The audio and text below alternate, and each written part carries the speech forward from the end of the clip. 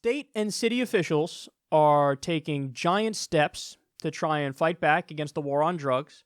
Valiant effort. So listen to this story. San Francisco just made a huge first step in undoing the damage caused by the war on drugs. The city's DA is moving to clear over 40 years of marijuana convictions, black marks that have burdened thousands. So, District Attorney George Gascon is doing this, and, this guy deserves a lot of credit. He's doing a great thing here. He announced that his office is going to retroactively dismiss and seal 3,038 misdemeanor weed convictions. 3,038. And then he also said he would review, recall, and resentence criminal penalties for 4,940 felony marijuana convictions. So in other words, what they're doing is they're saying, listen, if you did a non-violent drug offense, off your record. Poof, be gone. And the other thing that makes this very noble is that they're making it incumbent upon themselves to do it. So they're saying, hey, this was the government's fuck up. This stuff shouldn't have been a crime in the first place. Now we have legal recreational marijuana in California. So, hey, there shouldn't have been a crime in the first place, so we're going to retroactively go back and clear your record for you. Now, that's more noble than what California is doing at the broader scale, because in California, they said under their new legal marijuana law, they say, okay, former convicts can get their record wiped clean, but they have to petition for expungement.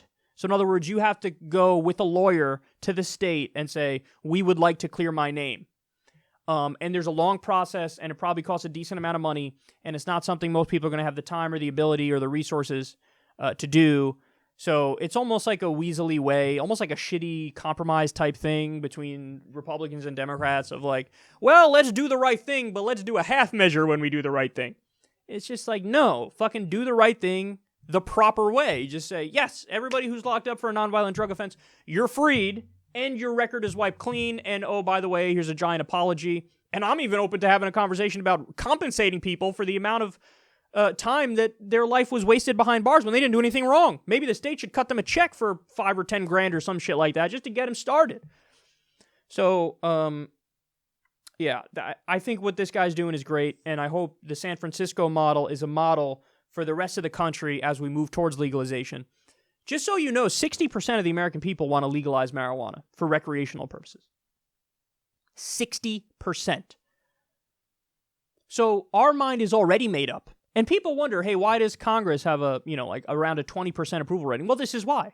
Because we've been screaming for years now, legalize marijuana, recreational marijuana, and the government, almost very few politicians are out in favor of it. There's a handful. There's maybe 15 or less, out of 535. So that's not a lot, but 60% of the country is in favor of it. It's like, do your fucking job. Here's what the people want. Go do your job in what's supposed to be a constitutional republic and a representative democracy. And they're not. They're not. We're having to pick it off state by state. But of course, the downside of that is that federal law is still illegal. So if the federal government under Jeff Sessions decides this is over, we're going to shut it down, they can do that. And in fact, Jeff Sessions announced we're still going to go after marijuana stuff. So the federal government is cracking down on it. The states are becoming more open-minded and moving to the left on the issue. And we just need to move to the left across the board and legalize it, tax it, and regulate it at a federal level and do what everybody wants in the first place.